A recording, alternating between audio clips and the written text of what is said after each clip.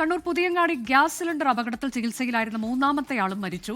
ഒഡീഷ സ്വദേശി ഷിബ ബെഹ്റയാണ് മരിച്ചത്. അരുൺ പൂപ്പറമ്പ വിവരങ്ങളുമായി. അരുൺ, വിശദാംശങ്ങൾ. ഈ മാസം 10-ാം തീയതിയാണ് ഈ പുതിയങ്ങാടിയിൽ ഈ അപകടമുണ്ടായത്. പുതിയങ്ങാടിയിൽ അതിഥി തൊഴിലാളികൾ താമസിക്കുന്ന ലോഡ്ജ് മുറിയിൽ ആണ് ഗ്യാസ് സിലിണ്ടർ ലീക്കായി ഈ പൊട്ടിത്തെറിയും തീപിടുത്തവും ഉണ്ടായത്. 4 തൊഴിലാളികളായിരുന്നു ആ മുറിയിൽ ഉണ്ടായിരുന്നത്. അതിൽ മൂന്നാമത്തെ ആളും മരിച്ചു എന്ന വിവരമാണ് ഇപ്പോൾ ലഭിക്കുന്നത്. ഗ്യാസ് സിലിണ്ടർ പൊട്ടിത്തെറിക്കുകയും 4 പേർക്ക് ഗുരുതരമായി പരിക്കേൽക്കുകയും ചെയ്യുകയായിരുന്നു. പിന്നീട് ഇവരെ പരിയാരം ഗവൺമെന്റ് മെഡിക്കൽ കോളേജിലാണ് പ്രവേശിപ്പിച്ചിട്ടുള്ളത്.